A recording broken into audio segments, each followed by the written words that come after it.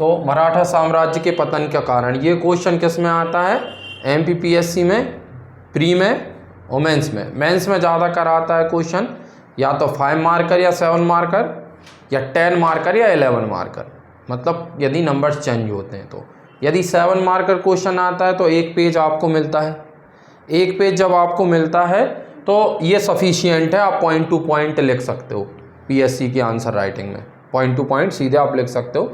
यदि 10 marker question आता है मराठा साम्राज्य के पतन के कारण बताइए, तो यही टाइटल्स जो हैं थोड़े से आपको डिस्क्रिप्टिव करने पड़ते हैं, थोड़ी सी चीज़ें इनमें और डेटा हमें बढ़ाना पड़ता है, क्योंकि लगभग 10 मार्कर है तो 2 पेज तो हमें कम से कम 1.5 पेज तो भरना है, ठीक, और हर कुछ नहीं, अच्छा मटेरियल हो। तो यहाँ पे मराठा साम्राज्य के पतन के कारण, तो कोई भी साम्राज्य देखिए एकदम से डिक्लाइन नहीं होता, कोई भी परिवार हो, व्यापार हो, साम्राज्य हो, एकदम से पतन नहीं होता, धीरे धीरे क्रमिक पद्धति से ही पतन होता है। और एक कारण नहीं होते किसी भी साम्राज्य के पतन के, चाहे मौर्य पढ़ा हमने, गुप्त पढ़ा, और भी कई डायनेस्टी हैं, चोला डायनेस्टी है, तो क्रमिक पद्धति से पतन हुआ है, अलग अलग कारण हैं। और कहीं ना कहीं इंटरनल रीज़न बहुत ज़्यादा है, आंतरिक संघर्ष के कारण सबसे ज़्यादा रहे, जिसके कारण विदेशियों ने फ़ायदा उठाया। तो यहाँ हम पहला कारण हम देखते हैं, तो क्या है, मराठा सरदारों का आपसी विभाजन। हमने एक पेशवा पढ़ा बाजीराव प्रथम। बाजीराव प्रथम में मैंने आपको बताया था कि बाजीराव के समय बाजीराव यंग थे साहू जी के दरबार में, बाकी सब वृद्ध अवस्था में थे सरदार, इसलिए उन्होंने यंगस्टर्स, नए नए उम्र के सरदार, नवयुवक सरदारों को चुना, जिनमें मल्हार राव होलकर थे, राणोजी सिंधे थे, नागपुर के भोसले थे, ये सब। और उन्होंने उन्हें जागीरें भी बांट दी। जागीरें धीरे धीरे स्वतंत्र राज्यों के रूप में अस्तित्व में आ गई, स्वतंत्र रियासतों के रूप में। तो जब आगे जाके जब पेशवा की शक्ति कमज़ोर हुई तो मराठा सरदारों का क्या हो गया, आपसी विभाजन हो गया, है ना। तो इंदौर में होलकर और उज्जैन में सिंधिया और पेशवा पुणे और नागपुर में भोसले, ये आपसी संघर्षरत हो गए। कहीं ना कहीं होलकर्स और सिंधियाओं की लड़ाई का कारण भी था क्योंकि इनकी राजधानियों का बहुत समीप होना, इंदौर और उज्जैन का। आगे जाके जब इनमें युद्ध हो गया तो यशवंतराव होलकर ने जब दौलतराव सिंधिया को हरा दिया और उनके वंशजों को, तो सिंधियाओं ने अपनी राजधानी उज्जैन से कहाँ बनाई, ग्वालियर। क्यों, क्योंकि ग्वालियर साम्राज्य बहुत दूर तक फैला था, दिल्ली तक थी, यमुना, गंगा यमुना के क्षेत्रों पर सिंधिया शासकों को नियंत्रण करना मुश्किल हो रहा था। ग्वालियर एक ऐसा हब था कि यदि उज्जैन से वो ग्वालियर अपनी राजधानी ट्रांसफ़र कर लेते हैं तो ग्वालियर से वो उस पूरे बुंदेलखंड क्षेत्र को और मध्य भारत क्षेत्र को क्या कर सकते थे, कंट्रोल। तो यहाँ पे इसलिए इन्होंने भी उज्जैन से क्या ले गए, अपनी राजधानी ग्वालियर।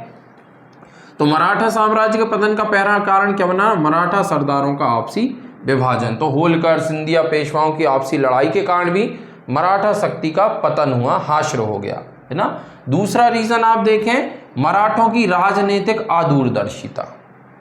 राजनीतिक आदूरदर्शिता में क्या आ जाएगा कि उचित पेशवाओं का चुनाव ना कर पाना, ठीक है, जो पड़ोसी प्रदेश हैं उनकी राजनीति को नहीं समझ पाना, आंतरिक कलेशों में लगना, पारिवारिक कलेश में संलग्न रहना, और आदूरदर्शिता में क्या होना कि अहमद शाह अब्दाली, दिल्ली के शासक, है ना, जो नई शक्ति मैसूर में उत्पन्न हो रही थी, टीपू सुल्तान, हैदर अली, है ना, इनको कमज़ोर शासकों के रूप में समझना। और राजनीतिक आदूरदर्शिता में क्या, योग्य नेतृत्व का अभाव हो गया इनमें। तो ये सही समय पर सही निर्णय नहीं ले पाए। राजनीतिक आदूरदर्शिता इनकी यहाँ पे दिखती है कि कब कहाँ किसको कितना कैप्चर करना था, क्या नहीं करना था, ये उतना अभाव हो गया, कहीं ना कहीं ये चीज़ आई। तो दूसरा क्या हो गया, मराठों की राजनीतिक आदूरदर्शिता का अभाव। और इसमें राजनीतिक आदूरदर्शिता में क्या, इन्होंने विदेशी कंपनियां जो थीं, विदेशी व्यापारी, अंग्रेज, डच, फ्रांसीसी, इनको उतनी अधिक गंभीरता से नहीं लिया, जिसके कारण आगे जाके उन्होंने क्या किया, मराठों पर कब्जा कर लिया, मराठा साम्राज्य पर। थर्ड पॉइंट देखें, पानीपत के तृतीय युद्ध का नकारात्मक परिणाम। ठीक है, बिल्कुल, हमने पानीपत का तृतीय युद्ध मैंने आप लोगों को पढ़ाया था, तो मैंने बताया था कि उसका कैसा परिणाम रहा, नकारात्मक। अहमद शाह अब्दाली से जब युद्ध हुआ तो पानीपत के तृतीय युद्ध में मराठा साम्राज्य का एक सैन्य शक्ति का बहुत बड़ा भाग नष्ट हो गया। मराठाओं के प्रमुख सरदारों की मृत्यु हो गई, है ना। इसके अलावा क्या हो गया, जो मराठा सरदार जैसे मल्हारराव होलकर, मैंने कहा था कि व्यक्तिगत कारणों से और आपसी मराठा सरदारों के संघर्ष के कारण, वैचारिक मतभेद के कारण पानीपत का युद्ध मल्हारराव होलकर लड़े ही नहीं और वापस आ गए थे। तो कुछ मराठा सरदार क्या हो गए, स्वतंत्र हो गए पेशवा से। में एक मल्हारराव होलकर भी थे और दूसरे महादजी सिंधिया रहे, सहायक रहे, लेकिन कई हद तक वो स्वतंत्र हो गए।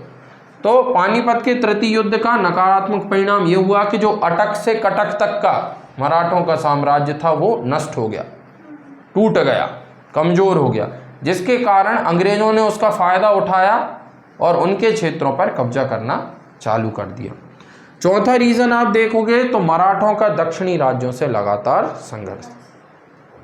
तो आप शिवाजी के ही काल से देखते हो, शिवाजी आए, फिर आगे उनके वंशज आए, संभाजी आए, और फिर जब पेशवाओं के हाथ में राज्यकाज आया तो बाजीराव फर्स्ट की जैसे ही मृत्यु होती है, बालाजी बाजीराव आते हैं। बालाजी बाजीराव और जैसे ही पानीपत का तृतीय युद्ध होता है, उसके बाद दक्षिणी राज्य स्वतंत्र अस्तित्व में आने लगते हैं अंग्रेज़ों और फ्रांसीसियों की सहायता से। तो यहाँ हमने देखा कि मराठों का दक्षिणी राज्यों से लगातार संघर्ष, बिल्कुल। शिवाजी का बीजापुर के साथ संघर्ष होता है, दक्षिणी राज्य है। शिवाजी का पुर्तगालियों से संघर्ष होता है, बिल्कुल।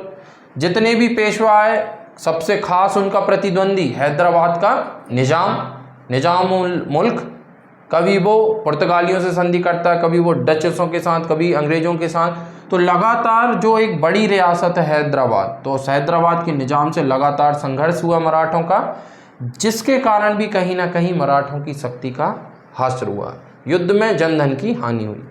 तो चौथा रीज़न बना मराठों का दक्षिणी राज्यों से लगातार संघर्ष। नेक्स्ट आप देखें तो योग्य मराठा पेशवाओं का अभाव। यदि हम पेशवाओं की लिस्ट देखते हैं तो पहले बालाजी विश्वनाथ, बाजीराव प्रथम और बालाजी बाजीराव, 3 मराठा पेशवाओं के बाद आप देखेंगे कि मराठा पेशवा उतने अधिक योग्य नहीं मिले। ठीक है, बालाजी विश्वनाथ, बाजीराव प्रथम और उनके बाद उनका पुत्र बालाजी बाजीराव। इनके बाद आप जब देखेंगे कि वो पानीपत का तृतीय युद्ध हो गया और फिर योग्य मराठा पेशवा नहीं आ पाए। तो योग्य मराठा पेशवाओं का अभाव या योग्य नेतृत्व ना मिलने के कारण भी मराठा शक्ति का क्या हो गया, पतन हुआ। नेक्स्ट देखें, निरंतर युद्धों का आर्थिक बोझ। बाजीराव प्रथम ने बेशक अपने क्षेत्रों का विस्तार तो किया, चौथ और सरदेशमुखी भी वसूल की, लेकिन लगातार मराठा सरदारों के बार बार युद्धरत रहने के कारण युद्धों का आर्थिक बोझ भी पड़ने लगा। क्योंकि जब अपनी टेरिटरी फैल जाती है तो अपनी टेरिटरी में जनता की रक्षा करने का दायित्व राजाओं पे आता है, सरदारों पे आता है। फिर वहाँ उस कंडीशन में ये नहीं सोच सकते अब यहाँ से चौथ मिलेगी या नहीं, टैक्स मिलेगा या नहीं, सरदेशमुखी मिलेगी या नहीं, क्योंकि वो आपकी जनता है, अब आप उसे खुद नहीं लूट सकते। जब तक पड़ोसी थी तब तक लूटा, राजस्थान के राजाओं को ये खूब लूटते हैं, है ना, लेकिन खुद की जनता को नहीं लूट सकते, लेकिन उन्हें बचाना तो पड़ेगा युद्ध करके। तो कहीं ना कहीं निरंतर युद्धों का क्या हो गया, आर्थिक बोझ बढ़ने लगा। नेक्स्ट 7वां आप पॉइंट देखें, युद्ध की परंपरागत पद्धति।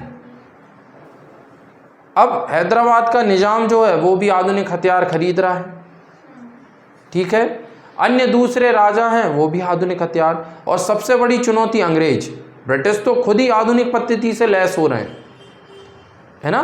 वो रॉयल एनफील्ड जैसी ब्रास बेस जो गन है उनका यूज़ कर रहे हैं, भरमार बंदूक, है ना, उन बंदूकों का यूज़ कर रहे हैं, नई नई युद्ध पद्धतियों का यूज़ कर रहे हैं, लेकिन ये क्या है, पुरानी युद्ध पद्धति का प्रयोग कर रहे हैं। तो परंपरागत युद्ध पद्धति के कारण भी क्या हो गया, ये युद्ध नहीं जीत पाए, है ना।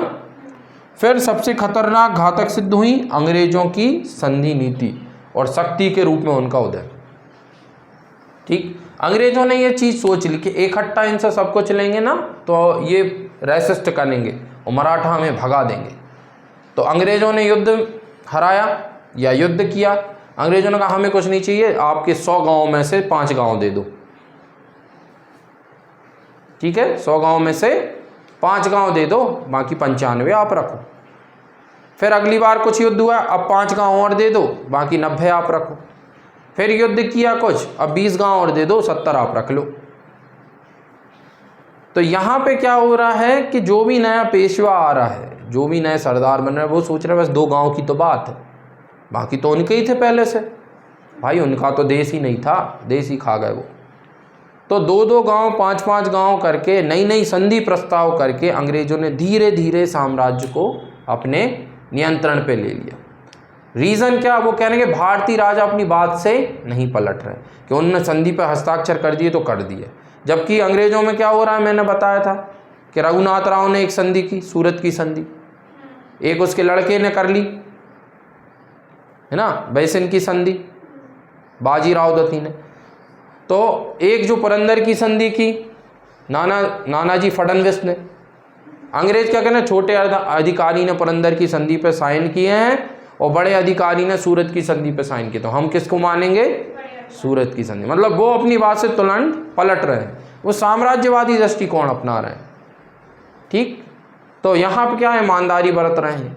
कई सारी संधि हुई, मतलब सीधी बात है कि बाजू वाले का परिवार खत्म हो जाए, मेरा परिवार बचना चाहिए, इस नीति पे आ गए मराठा सरदार और सभी भारतीय राजा कि हमें तो बस अपना क्षेत्र बच जाए, दूसरा जाने दो।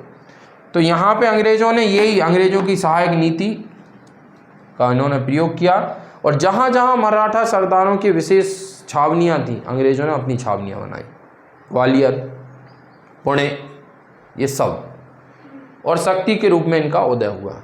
आखिरकार क्या हुआ, इन्हीं सहायक संधियों के तहत अंग्रेजों ने पूरा मराठा साम्राज्य चरमरा दिया और तीनों आंग्ल मराठा युद्ध हुए, प्रथम, द्वितीय और तृतीय। आखिर 1818 में पूर्ण रूप से पेशवा का पद समाप्त कर दिया और क्या हो गया, अंग्रेजी शासन कायम, ईस्ट इंडिया कंपनी का। तो ये सब कारण होते हैं। इनके अतिरिक्त भी कारण आप लिख सकते हो। पहला है ना, ईस्ट इंडिया कंपनी की हड़प नीतियाँ लिख सकते हो। ईस्ट इंडिया कंपनी के हड़प नीतियों में क्या आ जाता है, जैसे ईस्ट इंडिया कंपनी में लॉर्ड डलहौजी ने कहा कि यदि वास्तविक पुत्र नहीं होगा रियल ब्लड का, तो हम दत्तक पुत्र को उत्तराधिकारी नहीं मानेंगे। सतारा, समस्तीपुर, झांसी इसी नीति के तहत ग्रहण कर लिए गए। तो ये सब क्या है, अंग्रेजों की विलय नीति थी, लैप्स ऑफ डॉक्ट्रिन, हड़प नीति। तो ये सब उन्होंने यूज़ की और ये हमें पूरा का पूरा आंसर राइटिंग करनी पड़ती है मेंस में। फिर एक निष्कर्ष लिखना पड़ता है, सबसे पहले पृष्ठभूमि, फिर बॉडी और फिर निष्कर्ष। तो एक पूरा 10 मार्कर क्वेश्चन बनता है। ठीक है, नेक्स्ट अगली क्लास में करेंगे अपन। ठीक, तो यहाँ नेक्स्ट अपन समझेंगे कि किस प्रकार आर्थिक नीतियों ने अंग्रेजों की आर्थिक नीतियों ने प्रभावित किया भारत को।